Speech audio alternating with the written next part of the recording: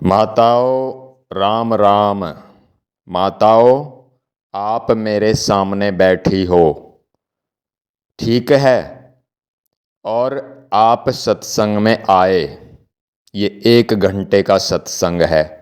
और किसकी कृपा से आए? भगवान की कृपा से आए, भगवान कृष्ण की कृपा से आए। यदि उनकी कृपा नहीं होती तो आप यहाँ आने की हिम्मत कर ही नहीं सकते थे। दुनिया के सारे काम तुम कर सकते हो, पर सत्संग में अगर आप आ गए तो इसका सीधा सा मतलब ये है कि भगवान की कृपा तो आप पर है। अब माताओं, आप यहाँ पर आए और मैंने आपको एक नियम बता दिया कि भगवान श्री कृष्ण ने 18वें अध्याय में, गीता में 18वें अध्याय के 67वें यानी 67 नंबर श्लोक में ये कहा है। क्या कहा है? इदं ते न तपस्काय न भक्ताय कदाचन न चाशुश्रूषवे वाच्यम न च माम योऽभ्यसूयति। और इसका मतलब ये है कि यह गीता का ज्ञान, यह गीता का रहस्य से भरा ज्ञान किसी भी काल में, किसी भी समय, किसी भी तप रहित मनुष्य को नहीं कहना चाहिए। किसी भी भक्ति रहित मनुष्य, जिसमें भक्ति ना हो मेरी, उसको नहीं कहना चाहिए। और भगवान ये कहते हैं कि बिल्कुल भी नहीं कहना चाहिए, किसी भी काल में, किसी भी सूरत में, किसी भी हालत में। और किसको नहीं कहना चाहिए? जिसकी सुनने की इच्छा ना हो और जो मुझ में दोष दृष्टि रखता हो, मुझ में कमियां निकालता हो, मुझ पर सवाल उठाता हो, मेरे ज्ञान पर सवाल उठाता हो, उसको ये सब ज्ञान नहीं कहना चाहिए।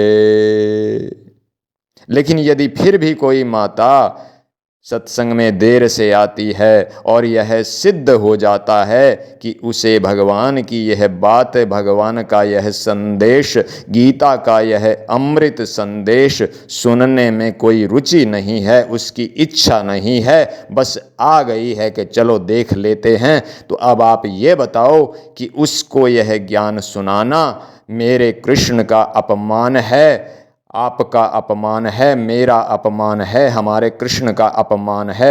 अब आप खुद ही फैसला कर लो कि ये किस किस का अपमान है। और भगवान कृष्ण का जो इस आदेश है 67वें श्लोक में, अध्याय नंबर 18 में भगवान ने जो आदेश दिया है शक्ति से, क्या हम उसका पालन कर रहे हैं? क्या हमें नहीं करना चाहिए उसका पालन? जो भगवान कृष्ण के आदेश का पालन करने के लिए भी तैयार नहीं है, तो फिर वह यहाँ क्यों बैठा है? उसे यहाँ बैठने का कोई हक नहीं है।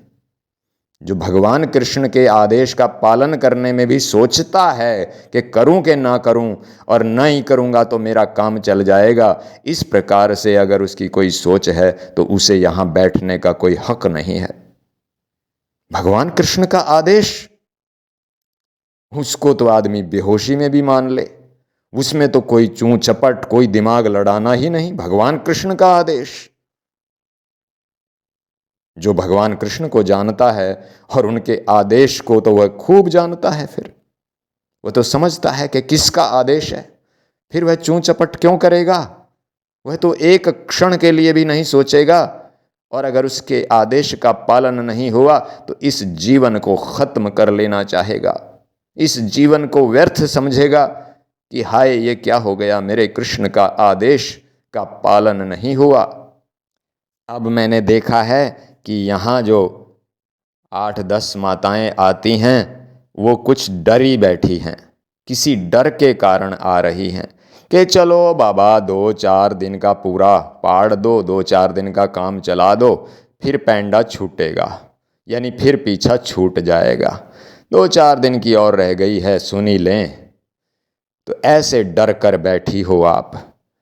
ऐसा डर आपको इसलिए लगता है क्योंकि आपको आदत पड़ी हुई है।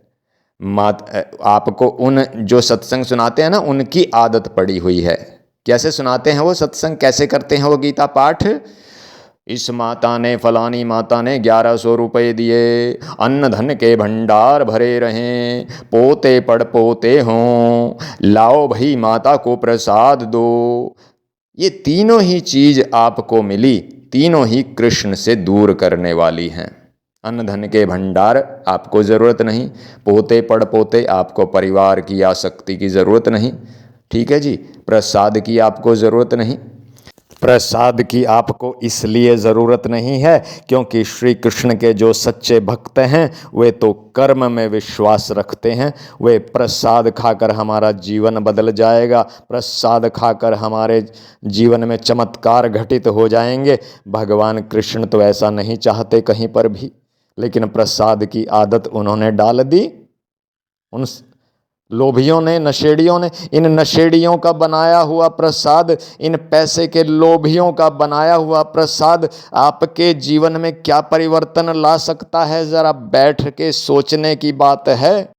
वो प्रसाद है भी कि नहीं? और कैसे प्रसाद बन गया? इन नशेड़ियों के पास भगवान कैसे आ गया? इन पैसे के लोभियों के पास भगवान कैसे आ गया? और वो जो इन्होंने उसको प्रसाद कैसे बना दिया, भगवान का प्रसाद कैसे बना दिया इन्होंने, इन नशेड़ियों ने।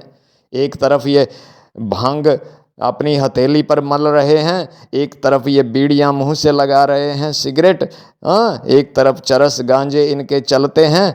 और इनके हाथों से प्रसाद कैसे बन गया? इनके हाथों में भगवान कैसे आ गया? इतनी शक्ति कैसे आ गई इनके हाथों में? क्या इनके कहने से वो प्रसाद हो गया? अरे प्रसाद तो वो है जो सच्ची भावना से हम अपने घर पर राधा कृष्ण को भोग लगाकर उनका जूठा अपने खाने में मिलाकर तब खाते हैं आनंद से। प्रसाद तो वो है जो बांके बिहारी मंदिर में मिलता है। प्रसाद तो वो है जो वृंदावन के बांके बिहारी मंदिर में मिलता है। वो प्रसाद है भगवान का जूठा, वो प्रसाद है। चौथी बात कहेगा कि सुखी रहे, वो भी गलत।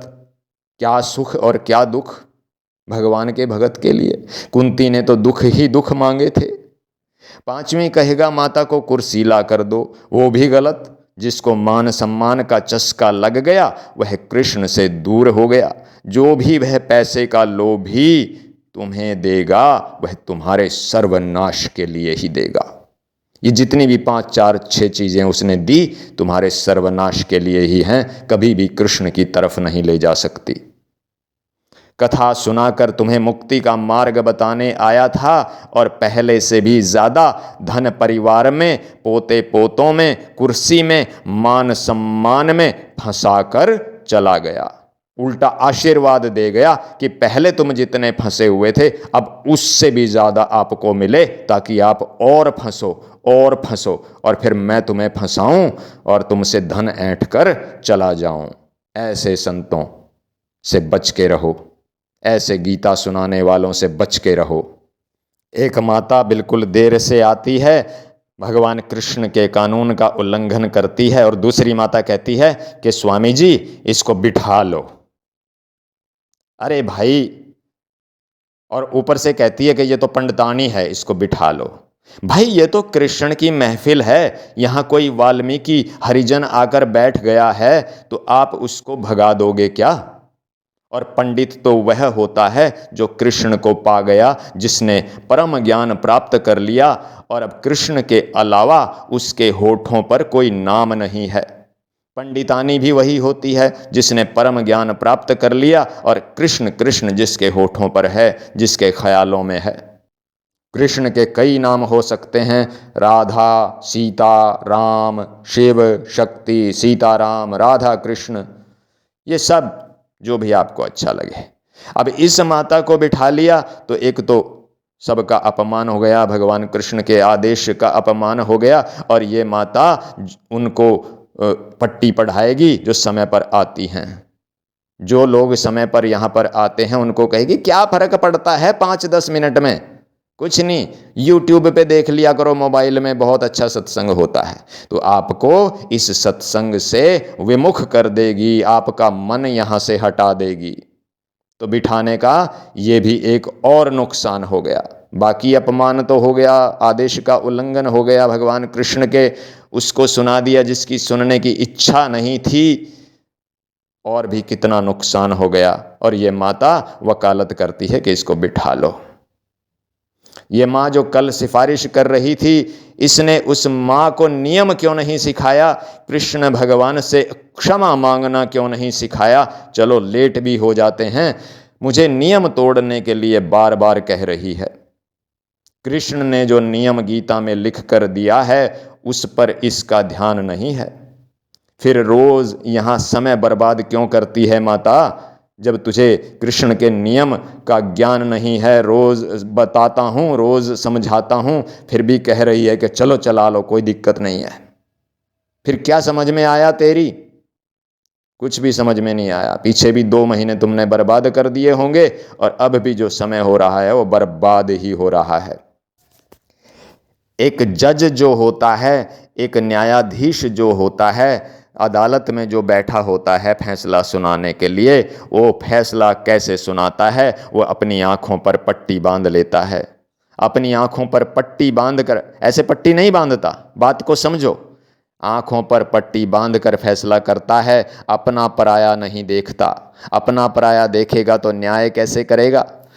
2 आदमी हैं, एक आदमी का इकलौता बेटा किसी बदमाश ने मार दिया है, और वह बदमाश अब जज के पैरों में पड़ा है, माफ़ी मांग रहा है, और जज उसको माफ़ कर देता है। तो जिस माँ का, जिस भाई का इकलौता बेटा मरा है, उसके दिल पर क्या बीतेगी? वह तो जज पर विश्वास लेकर आया था, उसको तो पता था कि मेरा भगवान है जज, इस पर ना किसी की सिफारिश का फ़र्क पड़ेगा, ना किसी के रिश्वत का फ़र्क पड़ेगा, ना किसी के रोने धोने का फ़र्क पड़ेगा, यह तो सिर्फ और सिर्फ न्याय करेगा। लेकिन उसने दया करके उसको छोड़ दिया, तो अब जिसका बेटा मरा है वो क्या सोचेगा? क्योंकि उसको तो उस पर दया आ गई, लेकिन उसने न्याय तो नहीं किया। उसने न्याय तो नहीं किया। उसने ये देखा कि ये मेरे सामने गिड़गिड़ा रहा है, चलो इसको माफ़ कर देना चाहिए। लेकिन उस माँ का क्या, उस बाप का क्या, जो इतना विश्वास लेकर आया था, और जिसका इकलौता बेटा पूरी जिंदगी के लिए छीन लिया, बुढ़ापे का सहारा छीन लिया।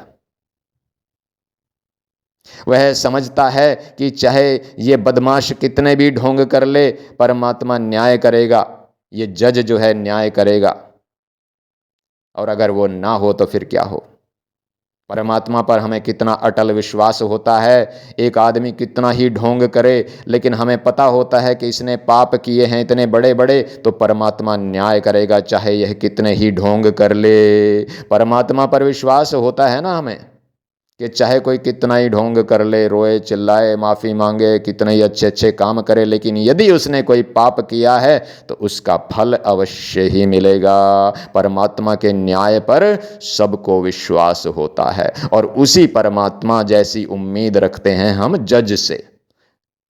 अब जज अगर अपना काम ना करे तो क्या बीते उसके दिल पर, जो न्याय की आशा में अदालत में आया था कि यहाँ पर न्याय होगा, यहाँ पर कोई पैसे से किसी को नहीं खरीद सकता, किसी की सिफारिश नहीं चल सकती, किसी का रोना धोना काम नहीं करेगा, यहाँ पे केवल न्याय होगा, न्याय होगा और न्याय होगा। हमें विश्वास होता है कि चाहे प्रधानमंत्री की, राष्ट्रपति की सिफारिश आ जाए, चाहे कोई लाखों करोड़ों रुपए दे दे, लेकिन जो जज बैठा है परमात्मा के रूप में, वह न्याय करके दिखाएगा। वह न्याय करके दिखाएगा, वह न्याय के लिए बैठा है। उस पर संसार का असर नहीं है, वह परमात्मा से जुड़ा हुआ है, और उसका काम है न्याय करना, और वह न्याय करेगा। ऐसी उम्मीद होती है ना हमें। इसी उम्मीद से तो जाते हैं कोर्ट में, जब हमारे साथ कोई जुल्म करता है, कोई जुल्म हमारे साथ होता है, तो हम कोर्ट में जज के सामने यही उम्मीद तो लेकर बैठते हैं कि यहाँ पर न्याय मिलेगा। बदमाश ने तो जो कर दिया हमारा, जो बिगाड़ दिया, लेकिन जज तो न्याय करेगा, जज तो परमात्मा का रूप है, यही सोच कर जाते हैं ना। जो रोज सत्संग में नहीं आता, उस पर सत्संग का रंग कैसे चढ़ेगा? जो बीच बीच में सत्संग में आ जाता है, उसको कैसे पता चलेगा कि इस सत्संग में क्या क्या बताया जा चुका है, किन किन बातों पर चलने के लिए कहा गया है वह तो कुछ ना कुछ नुकसान करके ही जाएगा, क्योंकि उसकी इच्छा नहीं। जिसकी इच्छा है वह तो समय से आकर बैठा है और पूरा रोज आ रहा है और वह कुछ ना कुछ समझना चाहता है, उसकी इच्छा है। लेकिन जो मज़े के लिए आ रहा है वह खुद तो डूबा ही हुआ है। जो रोज़ आ रहे हैं, जो बात को समझ रहे हैं, वह उनको डुबाने आता है, वह उनको डुबाने आती है। आपको पता है कि स्वामी राजपाल स्वामी राम सुखदास को मानता है, न कोई प्रसाद देगा, न खर्च करेगा, न कोई पाखंड करेगा, न चरण छूने देगा, ना यहाँ पर फूहड़ नाच करवाएगा। मस्ती में झूमो बैठकर, वो बात अलग है कि अपने परमात्मा की मस्ती में आप झूम रहे हैं, वो बात अलग है। लेकिन फूहड़ नाच नाचना सत्संग में, ये किसने बोला? न माताओं से हाथ खड़े करके जयकारे लगवाएगा। और भी सारे नियम स्वामी राम सुखदास ने अपनी 10 पेज की पुस्तक में लिख दिए थे। पुस्तक का नाम है एक संत की वसीयत। एक संत की वसीयत, ये नाम है उस पुस्तक का। आजकल पैसे के लालची एक कथा का 10-10 लाख 50-50 लाख लेने वाले आपको गीता का ज्ञान देंगे क्या? त्याग सिखाएंगे क्या? उनकी नीति है कि सामने वाले का बैंक खाली करवा दो और अपना बैंक भर लो। एक माता है, सत्संग में आने से पहले पंडिताइन माता के साथ इधर उधर की बात करती है। सत्संग शुरू होने से पहले कि चलो थोड़ा सा समय बचा हुआ है, पंडिताइन के साथ बैठ जाती हूँ। चाय पीती है, नियम तोड़ती है और फिर सिर उठाकर बोलती है कि सत्संग सुनकर आई हूँ। नियम याद नहीं, चाय तंबाकू हुक्का आदि सबका निषेध है, मना है, पर उसको याद नहीं है। सेवा के बदले यदि हमने जिसकी सेवा की है उससे चाय समोसे खा लिए, और वो फिर सेवा कैसे रह गई? वह तो दिहाड़ी हो गई, मजदूरी हो गई। आपने कोई काम किया और बदले में कुछ खा पी लिया, हिसाब बराबर। सेवा की मेवा तो आपने पहले ही खा ली। सेवा की जो मेवा मिलनी थी वह तो आप पहले ही खा चुके, चाय समोसे खा चुके, आनंद मना चुके, कोल्ड ड्रिंक पी चुके, फिर खाते में क्या बचा?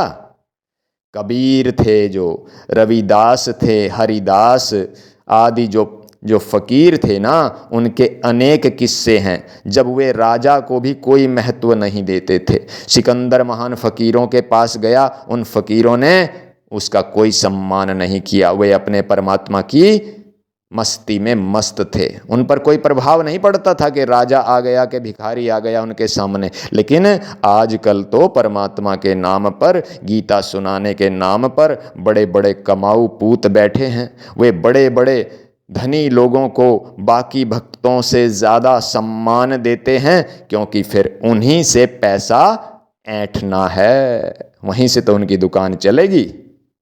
इसलिए उनको विशेष सम्मान दिया जाता है। गीता सुनाना तो देखो माताओं एक कला है।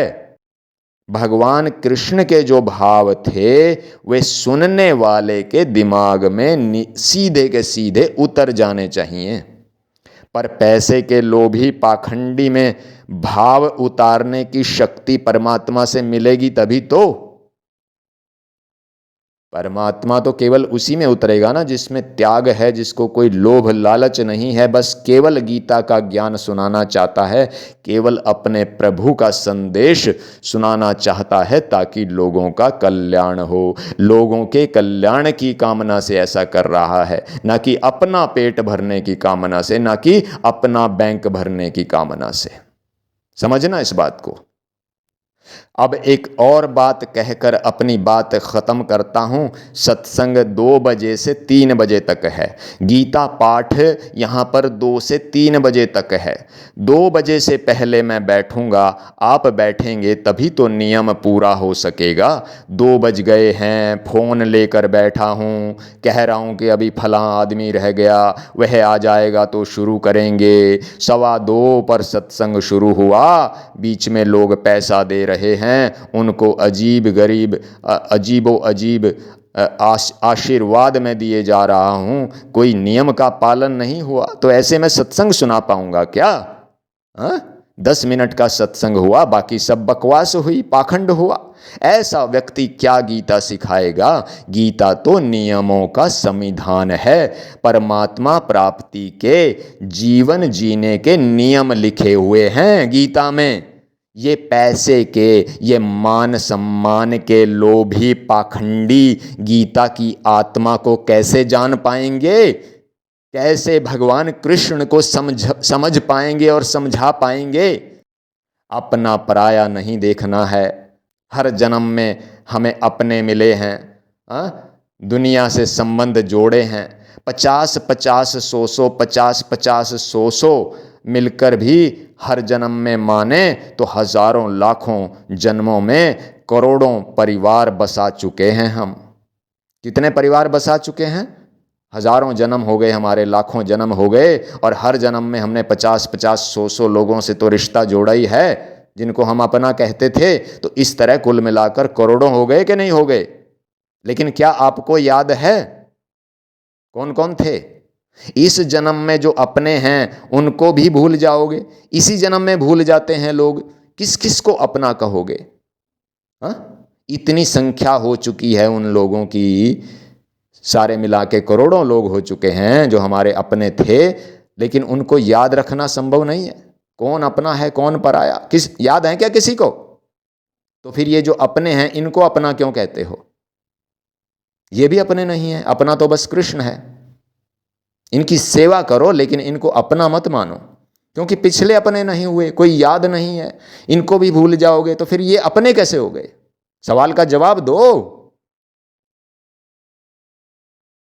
हर आदमी छोटा बड़ा जज है, कुछ सरकारी जज हैं, बाकी ऐसे जज हैं जो सरकारी नहीं हैं। देखो, हर आदमी किसी ना किसी मोड़ पर फैसले करता है, उसको आंख बंद करके बिल्कुल किसी को अपना पराया ना समझकर तब फैसले लेने चाहिए। किसी लोभ में, आसक्ति में, मोह में पड़कर उसको फैसले नहीं लेने चाहिए। परमात्मा भगवान कृष्ण को साक्षी मानकर उसे हर फैसला लेना चाहिए। पूरे दिन में हम कितने फैसले लेते हैं, देखो, हम भी तो जज हैं, सब जज हैं। अब भगवान देख रहा है कि कौन से जज ने भेदभाव नहीं किया, और वही जज असली जज है भगवान की नज़रों में। एक बार एक ट्रांसफार्मर रिपेयर होना था, एक ट्रांसफार्मर ख़राब हो गया हमारा, तो लोगों ने पैसे इकट्ठे कर लिए। जो जेई था, जो बिजली वाले थे, उन्होंने अपनी तरफ से ट्रांसफार्मर ठीक नहीं किया। उन्होंने कहा कि भाई अपना ठीक करवा लो पैसे इकट्ठे करके। ठीक है, तो सबने करवा लिया, पैसे इकट्ठे कर लिए। मेरे पिताजी ने भी 200 रुपये उसमें दिए हैं। तो मैंने एक शिकायत की, उस शिकायत में मैंने सबसे पहले अपने पिता का नाम लिखा कि ऐसे ऐसे अफसरों ने हमसे 5,000 रुपये लिए हैं ट्रांसफार्मर ठीक करने के, और लोगों ने दिए हैं। मैंने कईयों का नाम लिखा और अपने पिता का नाम सबसे पहले लिखा कि इन्होंने भी 200 रुपये दिए हैं, तो इनको सज़ा दी जाए, इनको सलाखों के पीछे किया जाए और उनको सस्पेंड की, जो भी करना है, सज़ा मिले सबको। और फिर कुछ दिनों बाद मेरी शिकायत का ऐसा असर हुआ कि लोगों के पैर उखड़ गए और वो जब पैसे थे सबके वापस आ गए, जिसने भी जो जो दिया था। ठीक है, तो ये होता है न्याय करना। अगर मैं सोचता कि मैं अपने पिता का नाम ना लिखूं तो, लेकिन मैंने अपने पिता का नाम सबसे पहले लिखा। इसको कहते हैं न्याय करना, इसको कहते हैं परमात्मा से डरना।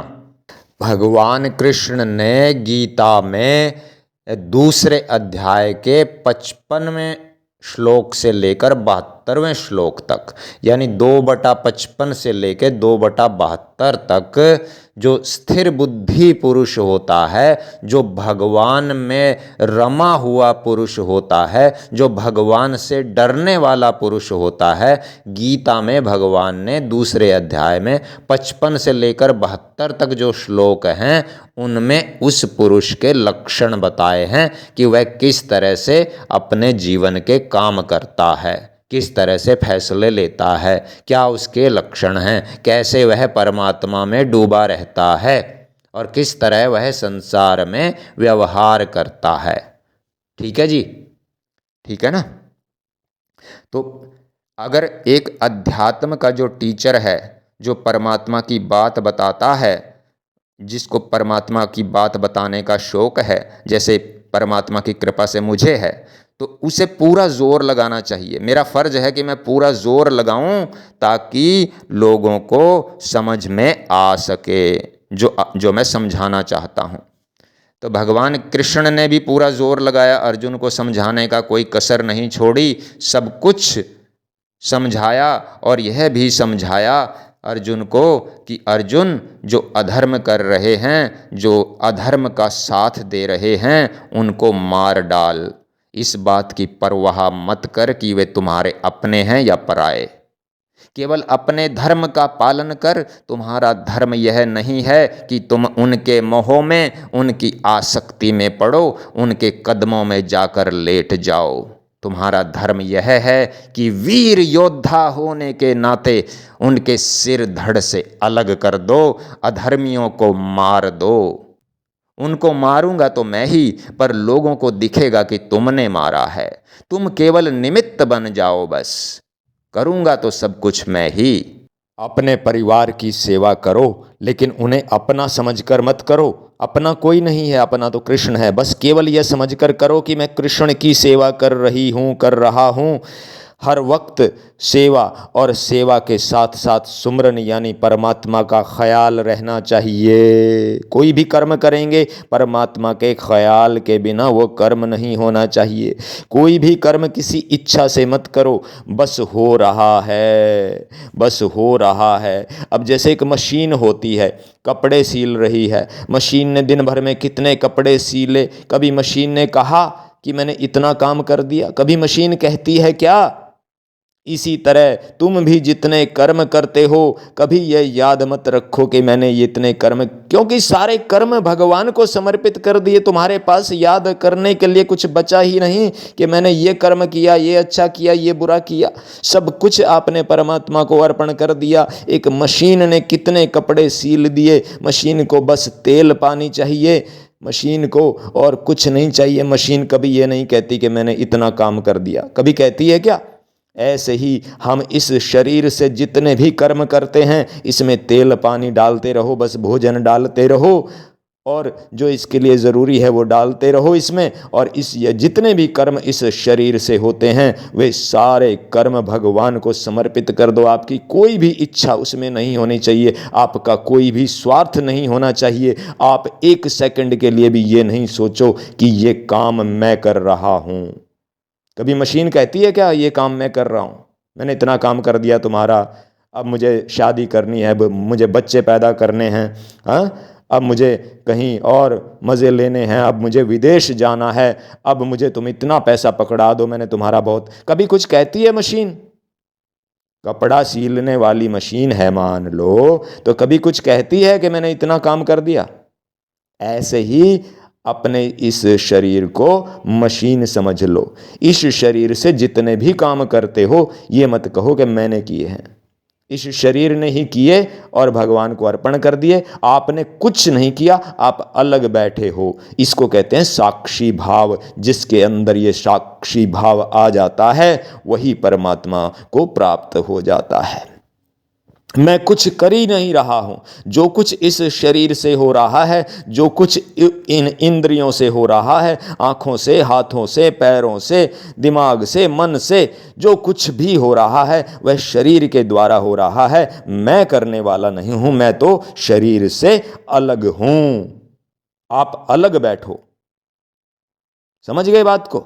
आप अलग हैं, शरीर अलग है। शरीर कर्म कर रहा है। आप ये मत कहो कि मैं कर रहा हूं।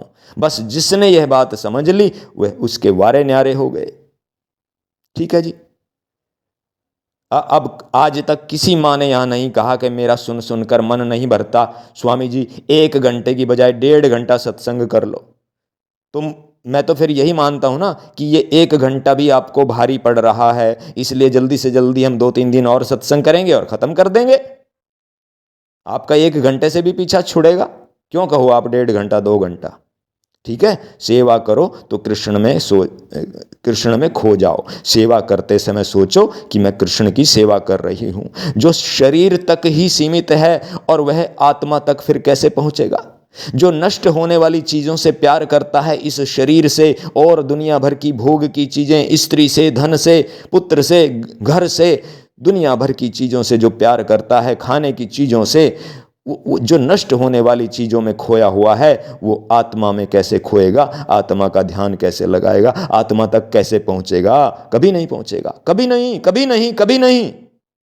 चाहे 10,000 साल तक गीता सुन लो, जो इन नष्ट होने वाली चीजों में अपना मन लगाता है, वह आत्मा में यानी परमात्मा में कभी अपना मन, जो आत्मा, जो परमात्मा, जो अमर है, अजर है, अविनाशी है, उसमें वो अपना मन लगा ही नहीं सकता। जो इन नष्ट होने वाली चीज़ों में, शरीर में, धन में, घर में, पुत्र में, पत्नी में, इन सब में अपना मन लगाएगा। साधक जो होता है वो देखता है कि जीवन तो छोटा सा है और देखता है कि कुछ रहा तो नहीं, लेकिन संसारी सारी जिंदगी बीड़ी पी के, कली पी के, चाय, ये तुच्छ और ये अत्यंत छोटी छोटी गंदी आदतें पूरा जीवन नहीं छोड़ सकता, एक छोटी सी चीज नहीं छोड़ सकता। और जो साधक होता है वह सब कुछ जल्दी जल्दी कर लेता है, क्योंकि उसको पता होता है कि जीवन का कुछ यकीन नहीं है, एक पल में खत्म हो जाए, मुश्किल से ये मनुष्य की योनि मिली है। लेकिन जो दूसरी ओर जो गंदा, जो संसार के अंदर फंसा हुआ इंसान है, वो एक बीड़ी का टुकड़ा तक नहीं छोड़ सकता, एक चाय की चुस्की तक नहीं छोड़ सकता, तो दुनिया की कौन सी चीज छोड़ेगा? साधक तो सारी चीजें छोड़ देता है और कहता है कि हे भगवान मुझे बता और क्या क्या करना है जल्दी से। लेकिन यह जो दूसरी तरफ संसारी है, यह तो एक चीज भी नहीं छोड़ सकता, सारी तो क्या छोड़ेगा, उस एक चीज से ही सारी जिंदगी लड़ता रहता है और कहता रहता है कि ये मेरे से रहा नहीं जाता, मेरे से ये नहीं होता, मेरे से। अरे भाई, जब मौत आएगी तो सारी चीजें याद आ जाएंगी, फिर कुछ कर नहीं पाएगा। ठीक है, अभी करने का समय है, अब तुम्हें ये फुर्सत मिली हुई है कहने की, मस्ती है तुम्हें अब, लेकिन जब जीवन खत्म होने लगेगा तब पता चलेगा कि ये जीवन व्यर्थ कर दिया, अब तो मिलने वाला नहीं है दोबारा। केवल 24 मिनट भी तुम कृष्ण का ध्यान लगा लो, 24 घंटे में तुम 24 मिनट के लिए भी कृष्ण का ध्यान लगा लो तो वारे न्यारे हो जाएंगे। अब सुनो, अब पूरे मजे की बात। कल मुझे भगवान ने दर्शन दिए, कृष्ण ने, ठीक है। उन्होंने बोला कि कल के सत्संग में मैं सबकी एक एक कामना पूरी करूंगा, सबकी आंखें बंद करवा देना, ये वाला मंत्र पढ़ना और सबकी वो कामना पूरी हो जाएगी। लेकिन सबको कहना कि जब तुम मंत्र पढ़ रहे होंगे तो उस कामना को बार बार अपने ध्यान में लाना, ठीक है, कुछ और ना सोचें, वही कामना जो पूरी होनी है वही सोचें। तो अब सब माताएं आंखें बंद कर लो और मैं मंत्र पढ़ूंगा, और जो जो तुम्हें चाहिए संसार में, एक चीज सोच लो जो तुम्हें चाहिए, वही आज पूरी हो जाएगी। ठीक है जी, सब आंखें बंद कर लो। सबने आंखें बंद कर ली। अब मैं मंत्र पढ़ना शुरू करूंगा। बार बार उसी कामना को अपने मन में चलाओ जो आपको चाहिए, संसार की जो चीज आपको चाहिए, सबसे प्रिय, जिसकी सबसे ज्यादा जरूरत है, वो अपने ध्यान में कर लो। आज भगवान पूरी करेंगे। कल दर्शन दिए थे उन्होंने मुझे। मैं मंत्र पढ़ूंगा ना जैसे ही, उसी टाइम आपकी कामना पूरी हो जाएगी।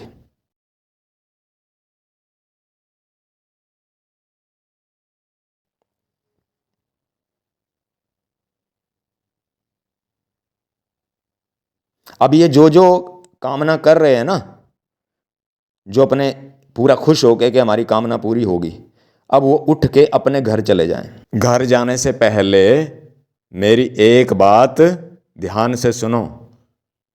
सब माताएं अपनी आंखें खोल लो, बैठ जाओ आराम से। सबने अपनी आंखें खोल ली क्या? खोल ली।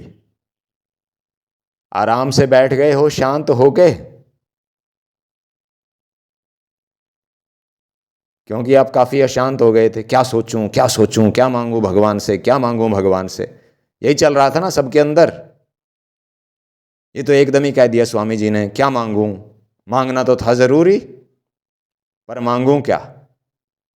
तो आप अशांत हो गए। जिसके अंदर कामना होती है वह अशांत हो जाता है, वह कभी शांत नहीं हो सकता।